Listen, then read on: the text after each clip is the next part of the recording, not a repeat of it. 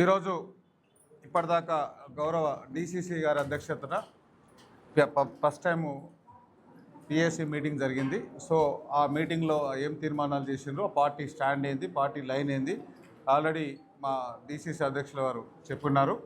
దానిలో మేమందరం ఇక్కడున్న జిల్లాకు సంబంధించిన ఎమ్మెల్యేలు, మంత్రులు, ఎంపీ గారు, మిగతా మున్సిపల్ చైర్మన్లు, మార్కెట్ చైర్మన్లు, మాజీ చైర్మన్లు వాళ్ళందరూ ఎవరెవరు ఆ పిఎస్సి మీటింగ్లో పాల్గొన్నారో వాళ్ళందరూ పాల్గొన్నారు. దానిలో కొన్ని ముఖ్యమైన డిసిషన్ తీసుకున్నారు. అవన్నీ మీకు చెప్పినాం.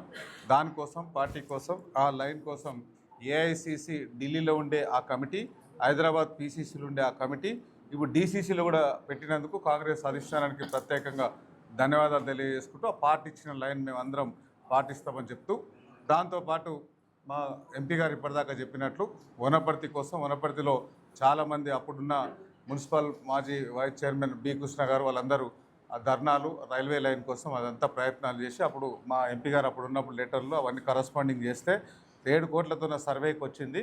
ఆ సర్వే డిపిఆర్ ఇప్పుడు రెడీ అయింది. దానికి దాదాపు 5,400 కోట్లు కావాలని గవర్నమెంట్కు ప్రపోజ్ చేస్తున్నారు. ఆ 5,400 కోట్ల కోసం మా ఎంపీ గారు ఆ పార్లమెంట్లో చాలా యుద్ధం చేస్తున్నారు.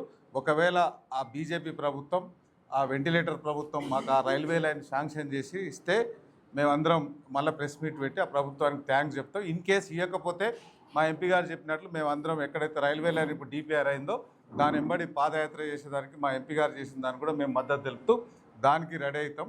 దాంతోపాటు ఈ మధ్యకాలంలో వనపర్తిలో కొంతమంది కమిషన్లకు అలవాటై పిచ్చి ఓడిపోయి పిచ్చిలేసి ఎమ్మెల్యే ఎలక్షన్లో, పార్లమెంట్ ఎలక్షన్లో, దాని తర్వాత సర్పంచ్ ఎలక్షన్లో, మున్సిపాలిటీ ఎలక్షన్లో మొత్తం ఓడిపోయి పిచ్చిలేసి కళలు కూడా కమిషన్లు అలవాటైన కొంతమంది ఉన్నారు వనపర్తిలో.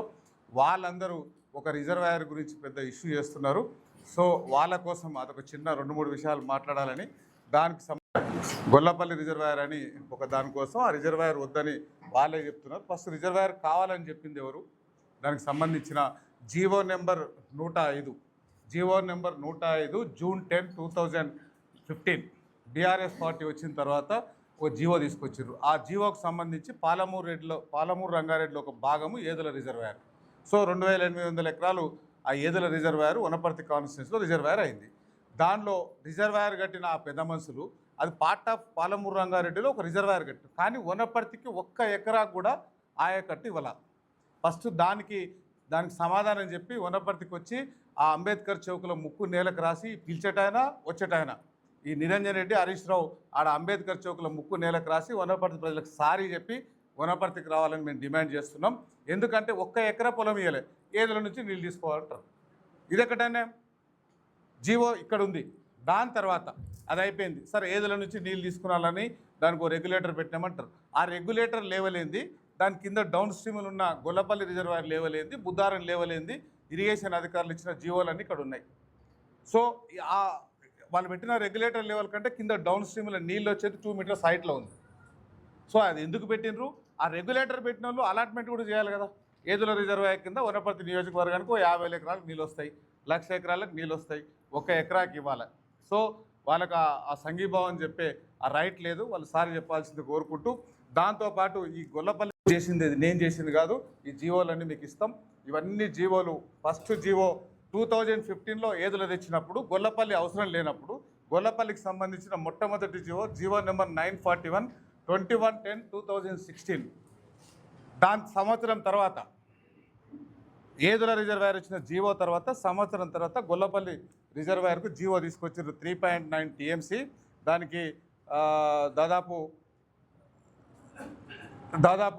మన ఎస్టిమేషన్ కాస్ట్ వచ్చేసి 2,57,000 వేసేసి మన సర్వే చేయమని ఇచ్చారు.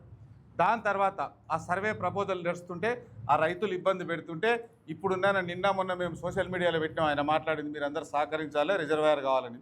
ఆయన మళ్ళీ అక్కడికి పోయి రైతులు ఇబ్బంది పెడతారని డ్రోన్తోనే చేపించున్నాడు. దాన్ని ఆ ఆర్వీ అసోసియేట్ కంపెనీ కానీ అలాట్ చేస్తున్నారు. దానికి సంబంధించిన అడ్మినిస్ట్రేషన్ అగ్రిమెంట్ ఎప్పుడు చేసుకున్నారంటే 2017-18 అగ్రిమెంట్ నెంబర్ 0255/2017 రోజు అగ్రిమెంట్ చేస్తున్నారు, వాళ్ళే చేస్తున్నారు. దాని తర్వాత దానికి సంబంధించి ఆర్వీ అసోసియేట్స్ మాకు డబ్బులు సరిపో సర్వే కంటే మళ్ళీ దాన్ని 4,04,00,000 పెంచున్నారు. అది పెంచింది వాళ్ళే. అది 4/6/2018 రోజు చేసేసి సర్వే పంపించేసి దానికి మొత్తం కేఎల్ఐకి సంబంధించి 4,20,000 ఎకరాల ఆయకట్టు ఉంటుంది. జొన్నలబౌడ, ఎల్లూరు, గుడిపల్లి 3 రిజర్వాయర్లు ఉన్నాయి. 3 రిజర్వాయర్లు కలిపి కూడా 3 టీఎంసీలు నీళ్ళు లేవు. లైవ్ రిజర్వాయర్లు అవసరము. 90 రోజులలో 45 టీఎంసీలు ఎత్తి అక్కడ మనం స్టాక్ చేసుకునాలి. 40 రిజర్వాయర్ కావాలని అప్పుడున్న ముఖ్యమంత్రి కేసీఆర్ గారు మీటింగ్ పెట్టేసి దానికి సంబంధించిన 16 టీఎంసీలు 40 రిజర్వాయర్లు కావాలని చెప్పేసి హైదరాబాద్లో 4/9/2018 రోజు సీఎంఓలో మీటింగ్ పెట్టి ఇక ఇరిగేషన్ అధికారులకు ఆయన ఇన్స్ట్రక్షన్ ఇచ్చిండు. దాని తర్వాత మళ్ళీ వీళ్ళు మనోళ్ళు ఇచ్చిన ప్రకారం ఆ సీఎం అప్పుడున్న సీఎం గారు వాళ్ళు చెప్పిన ప్రకారం వీళ్ళందరూ ఇరిగేషన్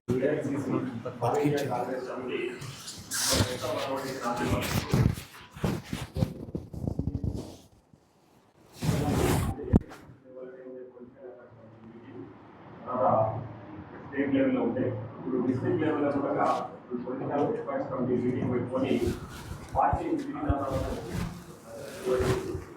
కార్యవర్గాన్ని ఎదుర్కొని స్థాయిలో జిల్లా స్థాయిలో స్థాయిలో చేయడానికి